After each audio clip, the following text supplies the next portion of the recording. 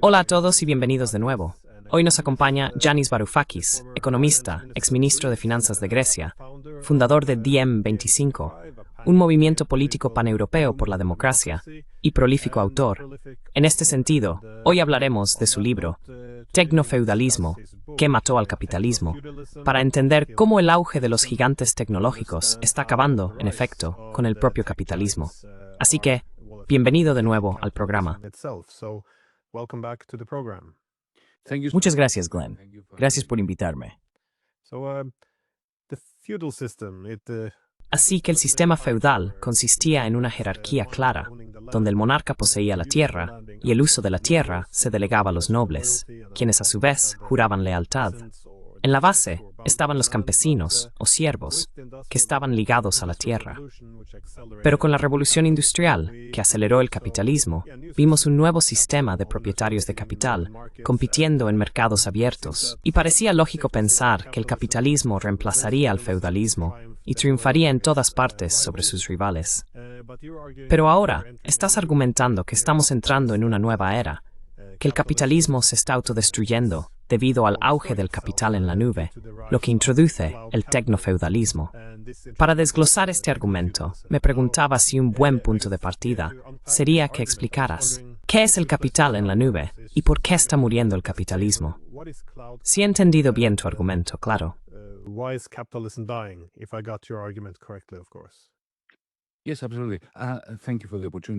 Sí, absolutamente. Gracias por la oportunidad. Permítanme dejar absolutamente claro a nuestra audiencia que no estoy argumentando que estemos regresando al feudalismo. No, estamos avanzando. Hacia lo que avanzamos no es muy agradable y es sumamente problemático. Pero por supuesto, esto no es un argumento de que estemos regresando al feudalismo. De la misma manera que cuando hablamos de economía neoclásica, esto no tiene nada que ver con la economía clásica, ¿verdad? No es un retorno a la economía clásica. De hecho, es una completa inversión de la economía clásica. El tecnofeudalismo no es una inversión.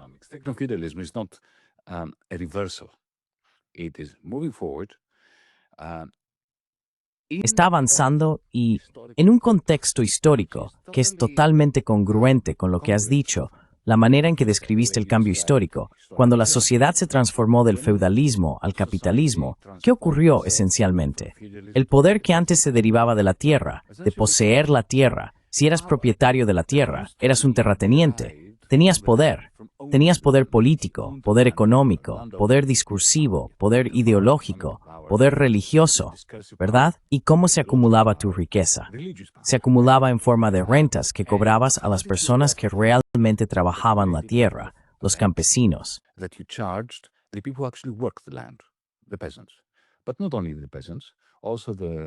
Pero no solo los campesinos, también los herreros y los artesanos que estaban encerrados en tu feudo feudal.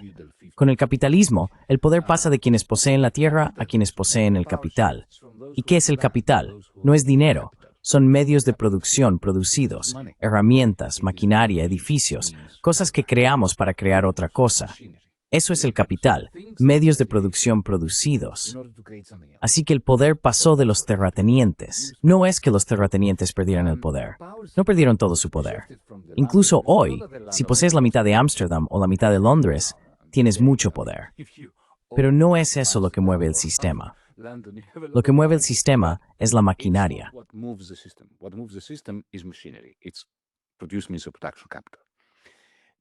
Son medios de producción producidos, capital.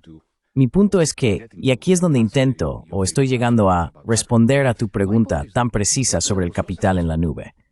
Mi argumento es que el capital tuvo tanto éxito en procurarse, en nombre de sus propietarios, poder para extraer, poder para persuadir, poder para hacer que la gente haga lo que tú quieres simplemente porque posees tanto capital. Tuvo tanto éxito que dejó completamente de lado a los sindicatos y a los parlamentos y a todas las cosas que asociamos con una sociedad civilizada. Y triunfó por completo, tanto que mutó en una nueva forma de capital, la mutación del capital, que es, por supuesto, la maquinaria.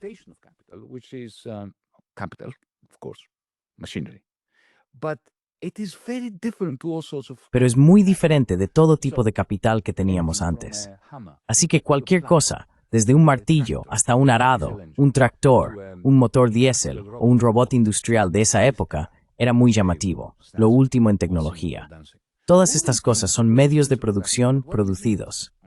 Pero lo que viven, bueno, no tengo mi teléfono aquí para mostrártelo, en nuestros smartphones, en nuestros iPads, en tabletas y así sucesivamente. Y por supuesto toda la maquinaria que los conecta y los interconecta, los cables, los algoritmos, los centros de datos, etc. Esto es maquinaria. Quiero decir, si entras en un centro de datos suena como una fábrica.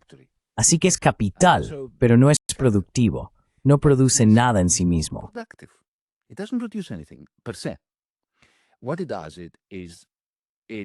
Lo que hace es crear una interfaz entre nosotros y la maquinaria, mediante la cual entrenamos a la máquina para que nos conozca lo suficientemente bien como para darnos sugerencias, como Amazon te sugiere libros, que suelen ser buenas sugerencias, ¿verdad? Así que gana tu confianza. Así que la próxima vez que te proponga comprar esta bicicleta eléctrica en lugar de aquella, piensas, vale, de acuerdo, y la compras. Y normalmente está en consonancia con tus deseos. En ese momento, has sustituido a los anunciantes y a los vendedores por máquinas que son dialécticas.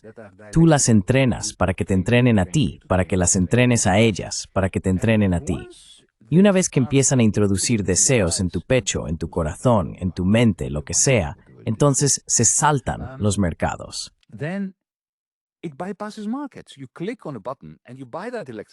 Haces clic en un botón y compras esa bicicleta eléctrica, no en un mercado, sino en una plataforma, que en mi opinión se parece mucho a un feudo moderno. No está compuesto de tierra, sino de tierra digital. Así que Amazon.com es un feudo que pertenece a un solo hombre, Jeff Bezos. Él posee este feudo digital, yo lo llamo feudo en la nube, y no produce nada, igual que los terratenientes de antaño no producían nada.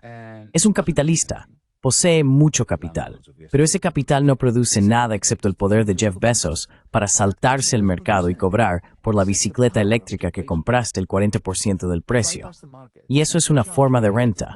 No es renta de la tierra, es renta de la nube.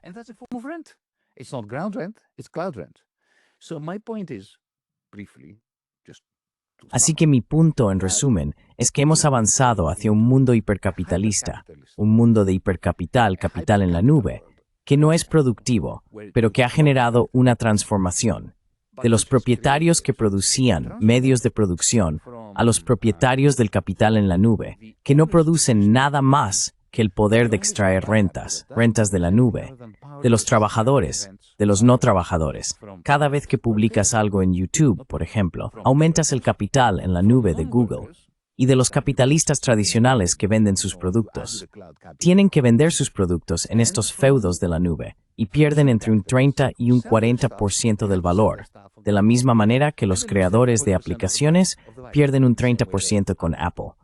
Así que una sociedad cada vez más dominada por el capital, puedes llamarla hipercapitalista si quieres, aún así no tiene los ingredientes principales del capitalismo.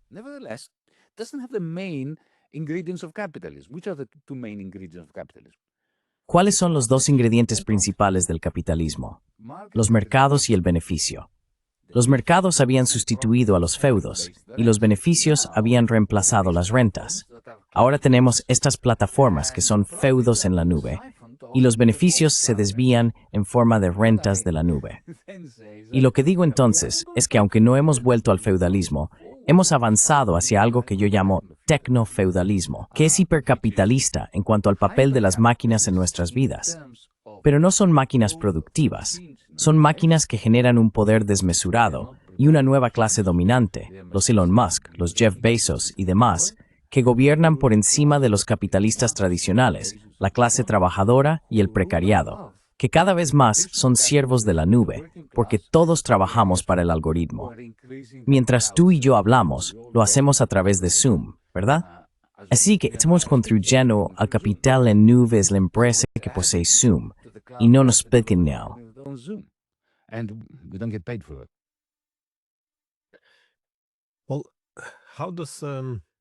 Bueno, ¿cómo es que supongo el capital en la nube?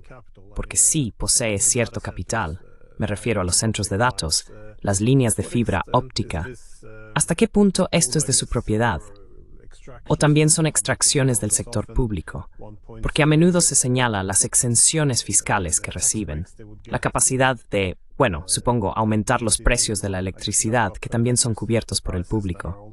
¿Esto también forma parte de la preocupación? ¿O se trata principalmente de la capacidad de extraer rentas? Es decir, de extraer riqueza del proceso productivo sin contribuir.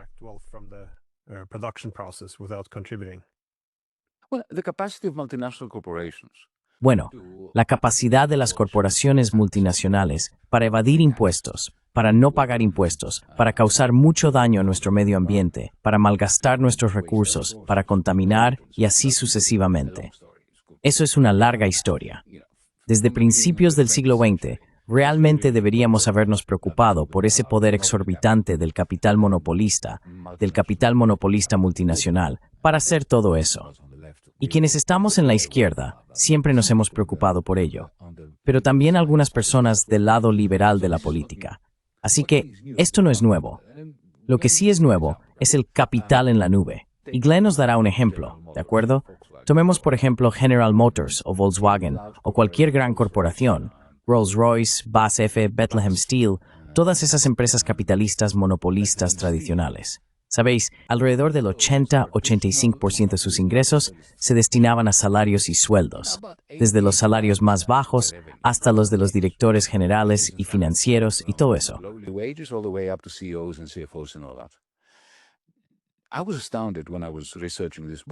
Me quedé asombrado cuando investigaba para mi libro Tecnofeudalismo, al descubrir que el porcentaje total de dinero o de ingresos de Facebook, de Meta, digamos, que se destina a salarios es del 1%, un 1%. El 99% no va a los salarios de las personas que trabajan allí. De un 85% a 1% hay una brecha enorme, ¿verdad? Como decimos en la izquierda, especialmente en la izquierda hegeliana, la cantidad lleva a la calidad. Los cambios cuantitativos conducen a cambios cualitativos. Y la pregunta es, ¿cómo se salen con la suya? ¿Por qué tienen una proporción de renta tan fantástica? Yo lo llamaría proporción de beneficio. Lo llamaría proporción de renta. Bueno, la razón es que si miras Facebook, la mayor parte de la inversión que va al capital de Facebook es el resultado del trabajo gratuito.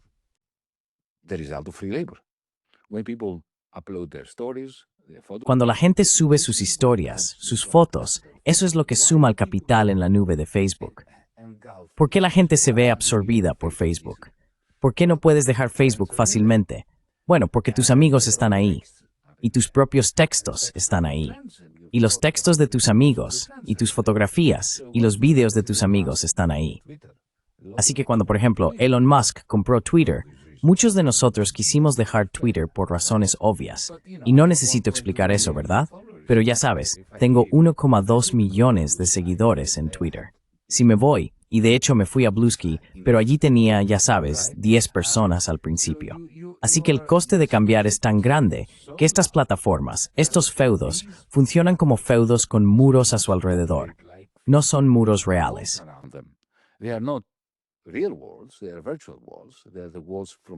Son muros virtuales. Son los muros creados por los efectos de red, los costes de cambio y demás. Pero al final, esos muros permiten a los propietarios de estas plataformas cobrar enormes rentas, rentas de la nube, y seguir construyendo esos muros cada vez más altos, no con su propia inversión. Por supuesto que invierten, tienen nuevos servidores, nuevos cables de fibra óptica y demás, pero la principal inversión la hacemos todos nosotros, los que tuiteamos, publicamos y hacemos todo eso. Y cuando más solo es ello, me tu facilita el propietario de la renta la nube.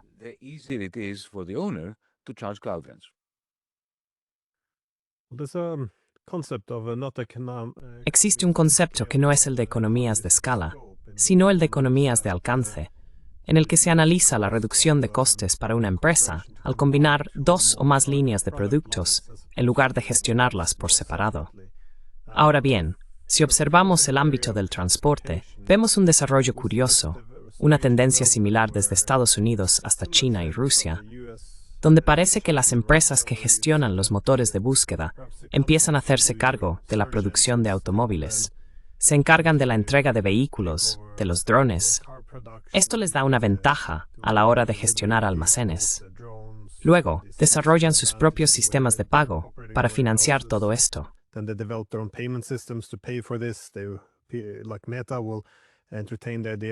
Por ejemplo, Meta considerará la idea de desarrollar sus propias monedas para que la comida que se pueda entregar pueda entonces, también buscan desarrollar cocinas inteligentes, incluso cultivar su propia comida. En el pasado, existía el concepto de ventaja comparativa, hacer una cosa y comerciar. Pero ahora parece haber una ventaja en hacerlo todo, donde las mismas plataformas digitales pueden usarse para casi todas las actividades. Es decir, la empresa a la que le pides tus libros, como decías, también se involucrará en los viajes espaciales. Así que me pregunto, cuando tienes esta increíble concentración bajo estas plataformas, ¿cuál es el papel de la derecha política y la izquierda política en un sistema así?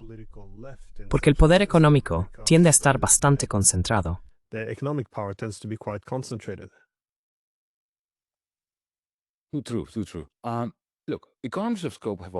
Cierto. Mira, las economías de alcance siempre han existido.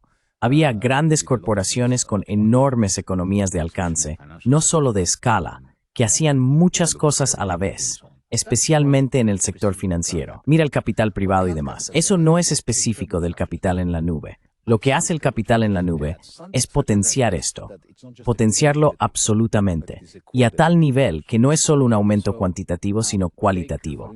Así que, por ejemplo, mencionaste el transporte, ¿verdad? Bueno, ¿qué es Uber? ¿Qué es Deliveroo? Son empresas de transporte que no poseen coches, ni motos, ni camiones. No cars, no motorcycles, and no trucks. What they own is the algorithm, the cloud capital. Lo que poseen es el algoritmo, el capital en la nube, que te permite entrenar ese capital en la nube para conocerte, de modo que te captura dentro de Uber, dentro de Deliveroo, tanto como conductor como consumidor, y en el caso de Deliveroo, también como restaurante que envía comida, paquetes. Al final, tienes una situación en la que este capital en la nube y la capacidad de generar rentas sustituyen cada vez más a las actividades económicas estándar reales. Permíteme darte un ejemplo. Uber gana cada vez más dinero no por explotar a los taxistas y consumidores, sino por los datos de los consumidores, por los datos de los pasajeros de Uber y los datos de los conductores. And the data from the drivers. Tesla. Take Tesla. Tome a Tesla, por ejemplo. Pero cada vez más, esto también se aplica a los fabricantes chinos de coches eléctricos. Cada vez, un porcentaje mayor de sus ingresos ahora, en el caso de Tesla, no proviene de venderte un coche o sus piezas de repuesto, sino del hecho de que mientras conduces tu Tesla, ya sea que vayas a casa de tu suegra, tu suegro, tus hijos o quien sea, sabe a quién visitas. A priori, ¿y qué hemos estado escuchando mientras visitaba a tu suegra en comparación con tu hija? ¿En qué supermercado te detuviste para comprar algo? ¿Qué fue?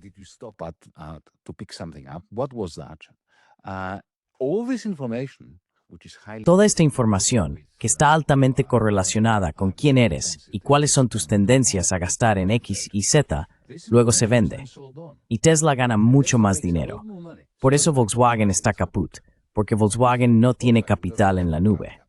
Así que, para mí, el capital en la nube, la razón por la que insisto en que es un concepto importante, sin el cual no se puede entender realmente la manera en que se está desarrollando el proceso que has descrito, es esa.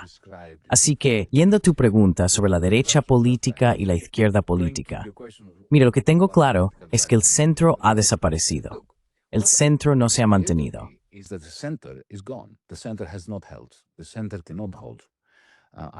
El centro no puede mantenerse, ni el centro izquierda ni el centro derecha.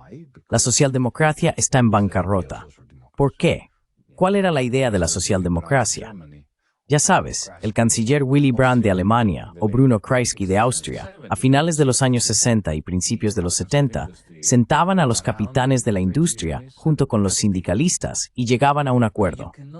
Ahora eso ya no se puede hacer. No puedes sentar al precariado, los siervos de la nube, la gente que realmente está produciendo mucho capital en la nube para Jeff Bezos, en la misma mesa que Jeff Bezos.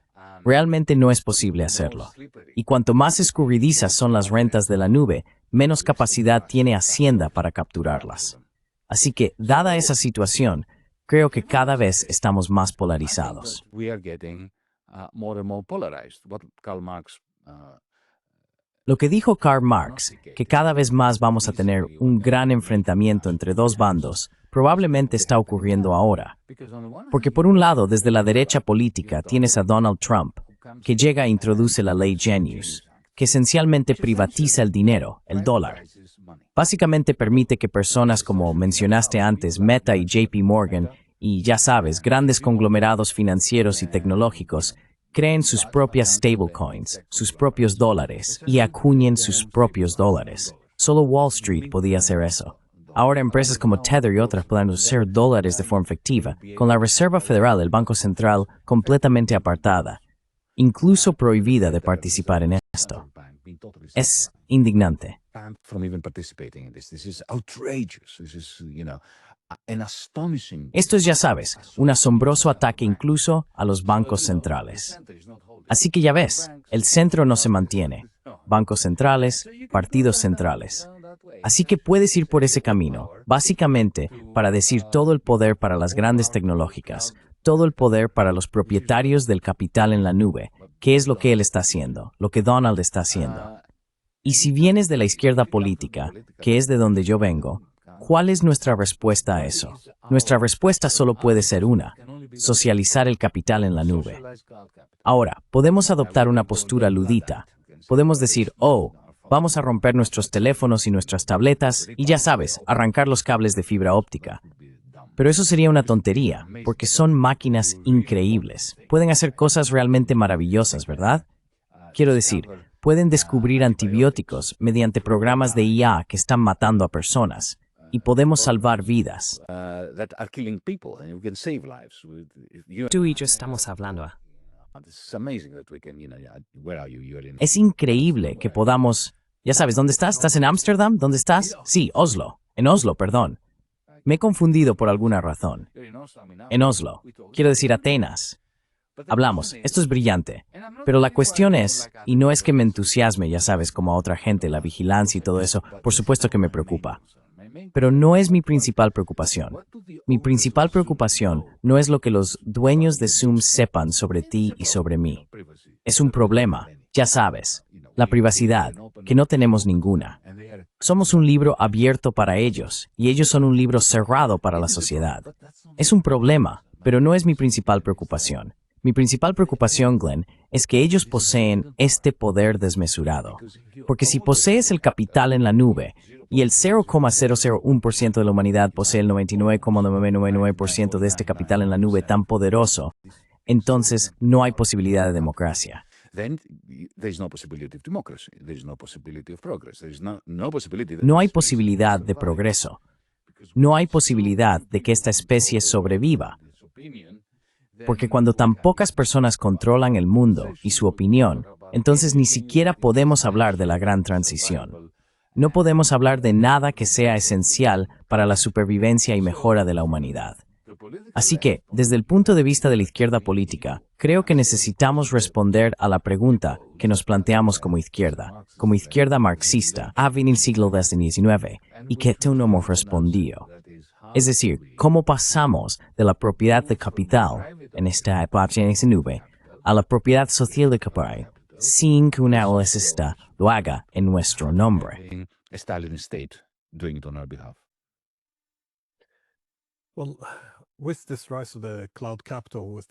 Bueno, con este auge del capital en la nube, con esta enorme búsqueda de rentas, que realmente no permite ninguna competencia, ¿qué significa esto para la rivalidad entre las grandes potencias en el sistema internacional? Porque bueno, a principios del siglo XIX, toda la premisa del sistema estadounidense era que necesitaba cierta soberanía manufacturera y tecnológica para mantener tu independencia política. Pero hoy en día, todas las grandes plataformas, el capital en la nube al que te refieres, son todas estadounidenses. Así que, ¿qué significa esto para Europa? Porque si tienes Uber, sí, los europeos pueden conducir sus propios coches y todo eso, pero Uber, como has dicho, solo posee la nube. Así que esta enorme cantidad de búsqueda de rentas, que ocurre en nombre de plataformas extranjeras, ¿Cómo es posible que Europa mantenga su competitividad económica e incluso su autonomía política si en realidad no posee este capital, si está siendo capturada por el capital en la nube estadounidense o chino en ese caso? American cloud capital or Chinese for that sake? I'll start from the last part. America and China. Empezaré por la última parte. América y China. Estados Unidos y China son los dos lugares donde se concentra el capital en la nube. El resto del mundo tiene muy poco. Europa no tiene nada, nada. Tenemos muchas máquinas, tenemos redes digitales y tenemos empresas que lo intentan, startups y demás. Pero no tenemos, ni siquiera las que tenemos, como Volt y Spotify, han sido absorbidas por los estadounidenses. Y luego están los chinos, porque los chinos crearon la muralla china. De hecho, prohibieron Google, prohibieron Meta y crearon las suyas propias. Fue muy inteligente por su parte hacer esto. Así que tienes a América y tienes a China. So you've got America and you've got China. Very different big techs. It is very interesting how the Chinese Grandes tecnológicas muy diferentes. Es muy interesante cómo las autoridades chinas han controlado a sus grandes tecnológicas. Básicamente, han puesto un límite a cuánto pueden extraer en concepto de rentas de la nube del resto de la economía. Han orientado la inteligencia artificial hacia fines productivos, a diferencia de Estados Unidos, donde todo gira en torno al sector servicios. Todo se centra en escribir indicaciones en ChatGPT. Pero en China están fusionando la inteligencia artificial con máquinas productivas para fabricar cosas. En Estados Unidos no hacen eso. En Europa no hacemos nada. Y eso se puede ver en las negociaciones entre la Comisión Europea y el gobierno de Donald Trump sobre el acuerdo comercial. Donald Trump's government on the trade deal. Because, the fact that Porque el hecho de que la Unión Europea tenga un enorme superávit comercial con Estados Unidos le da a Trump mucho poder de negociación sobre Europa. Si yo tengo un gran superávit comercial contigo, en realidad no puedo ganar una guerra arancelaria contra ti. Puedes destruirme con aranceles si tengo un gran superávit comercial contigo. Recuerdo que durante esas conversaciones la gente decía, sí, pero ya sabes, en lo que respecta a los servicios, Estados Unidos tiene un superávit debido a las grandes tecnológicas frente a Europa. Sí, pero no puedes usar eso contra ellos, porque ya sabes, si no hay Mercedes-Benz cruzando el Atlántico debido a una guerra comercial entre Estados Unidos y la Unión Europea, ¿y qué?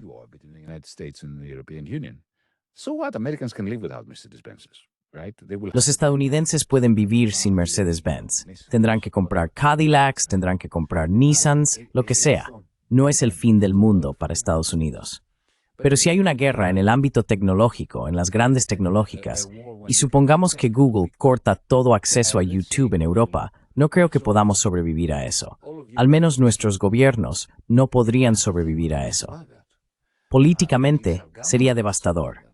Así que tienes toda la razón.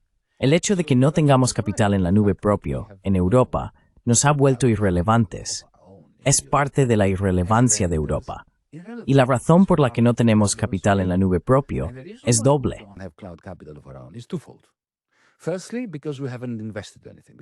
En primer lugar, porque no hemos invertido nada.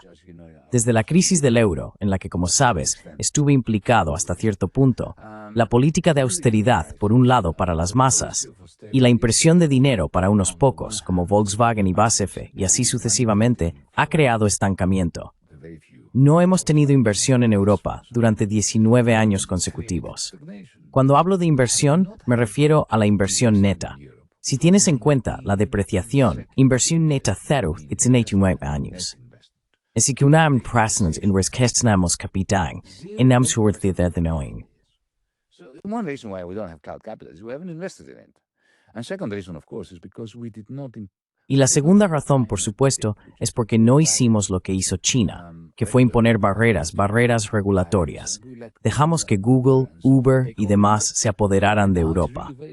Y ahora es realmente muy difícil. Podemos contraatacar. Podemos crear, ya sabes, Oslo puede crear su propia aplicación. Puede comprar un Airbnb, un Uber, y crear. ¿Por qué no puede el municipio de Oslo tener a sus propios programadores creando una aplicación para Oslo donde todas rentas de los impuestos y de servicios tipo Airbnb, alquileres de corta duración de pisos y apartamentos, se queden dentro de Oslo? Podríamos hacerlo. Pero eso requiere la voluntad política de enfrentarse a las grandes tecnológicas.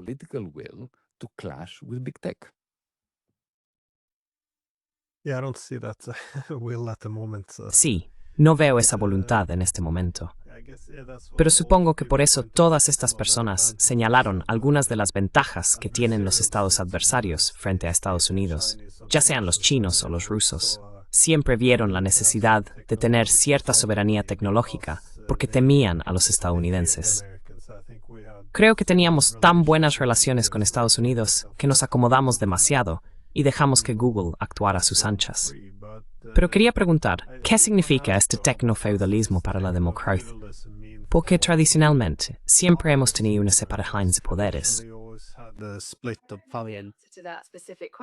A esa pregunta concreta, pero según la Wikipedia en inglés, sencillo. Eso es Google interviniendo. Vale, Google, para. Mira, creo que esa fue una intervención brillante por parte de Víctor. Could be replaced right now. Yeah. Podríamos ser reemplazados ahora mismo. Bueno, iba a decir que siempre hemos tenido al Estado, al individuo, pero también al mercado. Y supongo que la libertad del individuo dependía en parte de con quién podía aliarse. Así, a principios del siglo XIX, los liberales miraban al mercado para limitar el poder del Estado.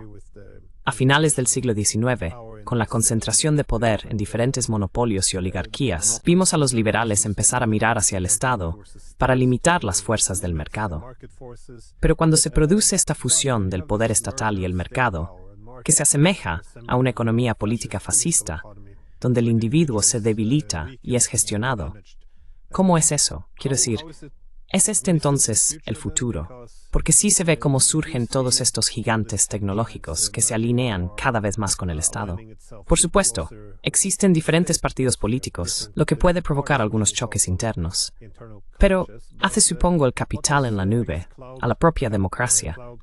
Y no solo a la democracia, sino bien a la libertad del individuo. Not just democracy, but the freedom of the individual as well. Thank you for the question. Gracias por la pregunta. Es una pregunta brillante. Lo que hace el capital en la nube es eliminar al individuo liberal y envenenar la democracia. Empezaré por el primer punto. Los liberales tradicionalmente defendían el capitalismo sobre la base de que, en primer lugar, el mercado funciona maravillosamente, o también como cualquier mecanismo que la humanidad pueda idear, para enviar señales a los productores, a los consumidores, y así sucesivamente. Es un dispositivo emisor de señales que nos ayuda a coordinarnos, la mano invisible de Adam Smith. Esa era la primera parte de la defensa liberal del capitalismo. Y la segunda parte era que, de acuerdo, si eres un trabajador, un asalariado, vendes tu trabajo durante 8 horas al día, pero luego el resto de tu tiempo es tuyo. Es tu tiempo de ocio.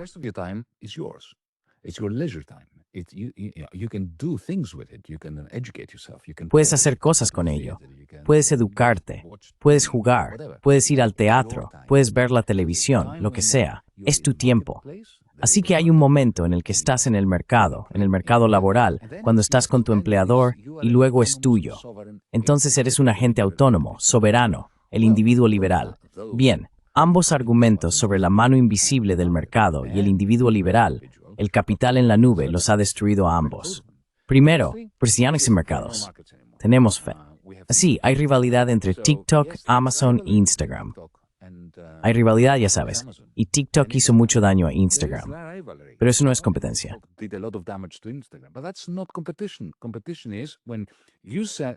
La competencia es cuando, ya sabes, tú produces esta tasa y yo produzco una tasa equivalente y tratamos de superarnos en el mercado en base al precio, la calidad, la imagen, lo que sea.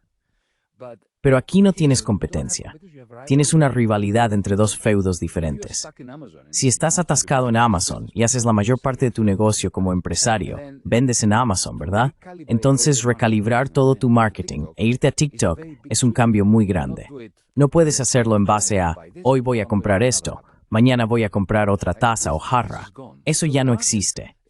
Así que no son los precios los que determinan lo que haces. El mecanismo de precios ha muerto. Ahora hay otras cosas, como el grado en que eres explotado. ¿Cuánto dinero te pide Google para publicitar tus productos en el motor de búsqueda de Google, verdad?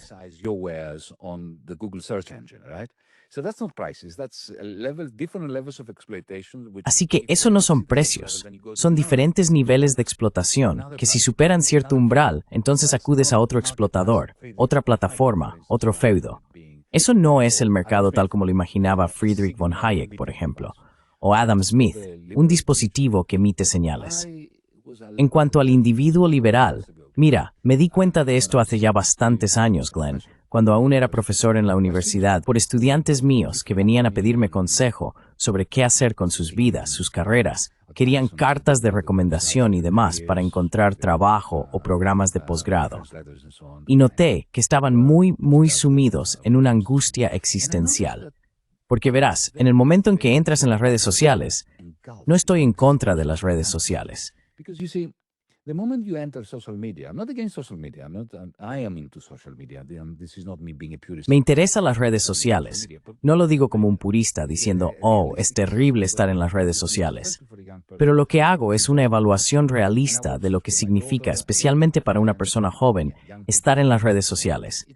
Y lo observo con mi hija y sus amigas y con jóvenes, estudiantes, etc. Y creo que es una experiencia común. Estos chicos saben que todo lo que tuitean, todas las publicaciones que ponen en Snapchat, Instagram, TikTok y demás, se quedan ahí. Hay un registro. Y saben que cuando buscan un puesto en alguna empresa que valoran, algún bot de IA va a revisar su historial y va a sacar una idea, una decisión. ¿Vamos a entrevistar a estos chicos o no?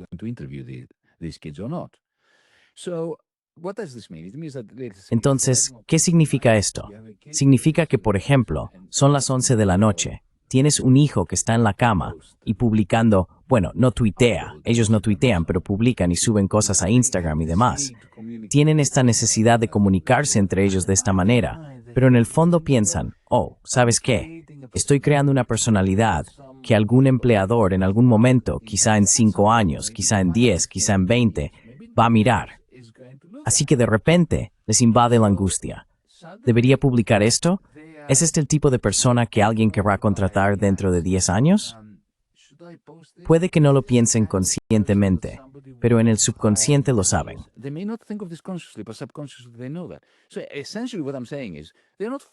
Así que básicamente lo que estoy diciendo es que no son libres. En ese momento no se están expresando a sí mismos. Están constantemente curando una personalidad como una marca que estará en venta dentro de 10 años. Así que eso es la muerte del individuo liberal. Si a eso le sumas el hecho de que nuestros periódicos, nuestros canales de televisión, nuestras emisoras de radio están siendo absorbidos o apartados, marginados por Twitter, por todas las redes sociales que ahora están tomando el control de las noticias y la actualidad y todo eso. Y esas están impulsadas por el capital en la nube, que ha sido preparado, optimizado en términos de su codificación para hacernos enfadar. ¿Por qué? Porque si estamos enfadados, interactuamos más con la pantalla. Así que el algoritmo no es político.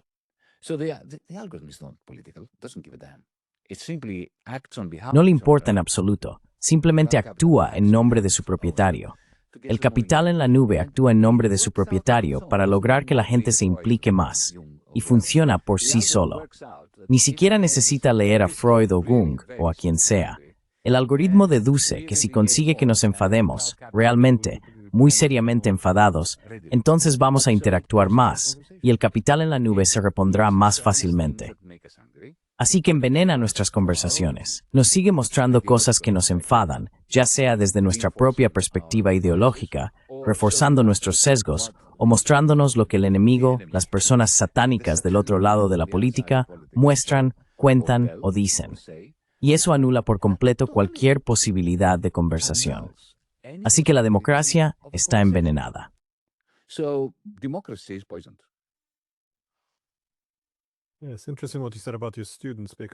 Es interesante lo que has dicho sobre tus estudiantes, porque en los años 50 había personas como C. Wright Mills que escribieron sobre el trabajador de cuello blanco. Parte de su argumento era que en las ventas y campos similares, la personalidad se convertiría en una mercancía. Así, un poco como una prostituta, que sentiría más distancia respecto a su propio cuerpo al ser utilizado como mercancía. Él sostenía que las personas se distanciaban de su propia personalidad porque tenían que presentarla como una marca para la empresa. Así que empezaban a sentirse desvinculados de ella, y esto generaba cierta cautela o problema. Pero al menos eso ocurría en el ámbito laboral. Jeff Bezos llegó a decir que no le gustaba el término equilibrio entre la vida y el trabajo.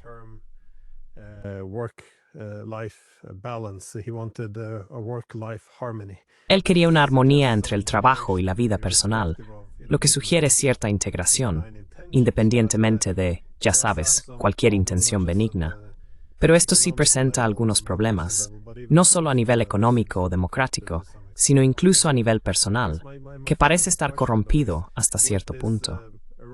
Supongo que mi pregunta final es, con esta erosión del equilibrio entre trabajo y capital, y todos los demás problemas, ¿cuáles son las posibles soluciones? Porque como he dicho, no vamos a ser luditas, no vamos a ir y destruir las tecnologías.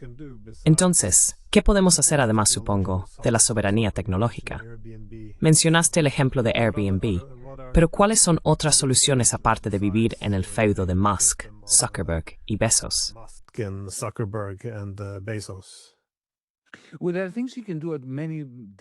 Bueno, hay cosas que se pueden hacer en muchos niveles diferentes. Una de las cosas más sencillas por las que podríamos abogar es introducir legislación que obligue a la interoperabilidad. Por ejemplo, recuerda hace 20 años, cuando salieron los primeros teléfonos móviles. Conseguías una cuenta, un número de teléfono de una compañía. Si querías cambiar de compañía, tenías que cambiar de número de teléfono. Y eso era un coste de cambio enorme. Así que el Parlamento legisló para que tuvieras derecho a llevarte tu número contigo. Eso es interoperabilidad a un nivel muy simple, con los teléfonos móviles. Ahora, mencioné antes que ya sabes, cuando pasé de Twitter a Blue Sky, no pude hacer esa transición.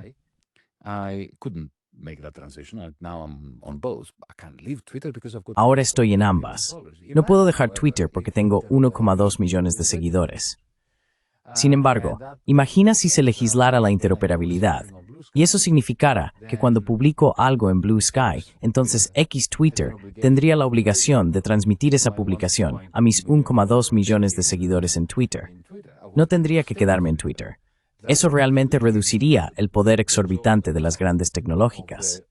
Curiosamente, esa interoperabilidad se legisló en China hace aproximadamente un año, ¿verdad? Así que se puede hacer. Es absolutamente factible. Por supuesto, las grandes tecnológicas van a patalear y protestar si haces eso. Así que es algo que se puede hacer y que tiene todo el sentido del mundo.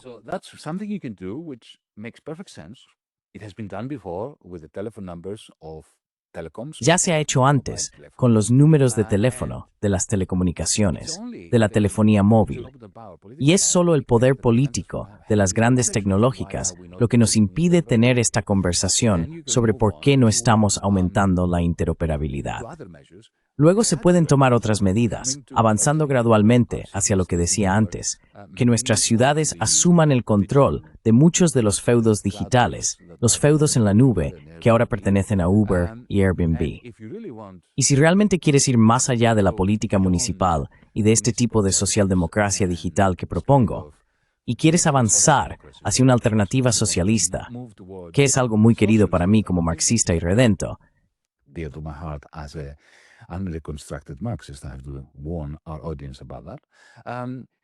tengo que advertir a nuestra audiencia sobre eso. Luego estábamos hablando de la propiedad social de todas las plataformas sobre la base de una persona, un empleado, una acción, un voto, no propiedad estatal, sino una persona, una acción, un voto. Y si quieres pasar a los sistemas de pago, estoy totalmente a favor de una moneda digital de Banco Central que elimina el monopolio de los banqueros sobre el sistema de pagos. Imagina que en Noruega, tu Banco Central permitiera a cada uno de vosotros, a cada ciudadano, tener una cuenta digital en el Banco Central, y el dinero que tienes allí genera el tipo de interés overnight del Banco Central, y puedes hacer pagos gratuitos.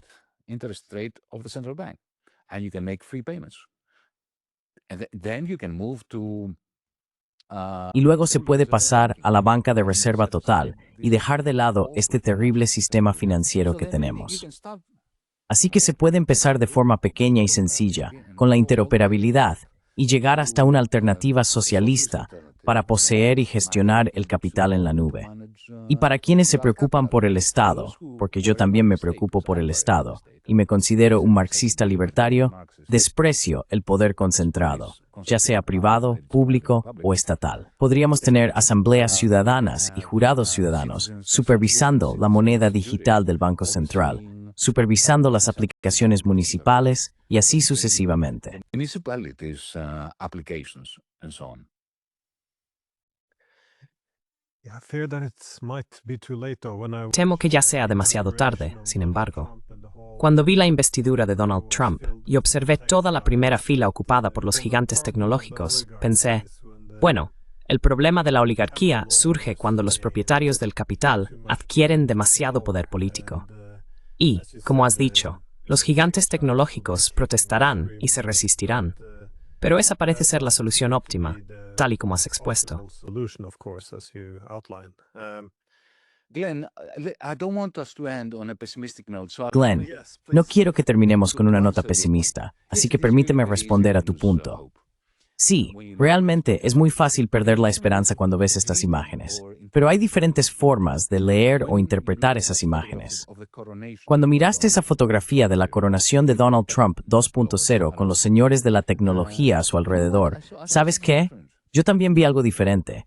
Donald y sus amigos tecnológicos. Vi un triunfo romano, un emperador romano que reunió a estos tipos a su alrededor para humillarlos porque los odia, a cada uno de ellos. Recuerda que Facebook lo había vetado, Twitter lo había vetado, no estaba en Instagram y tuvo que crear su propia Truth Social. He was not on Instagram. He had to create Truth Social on his own.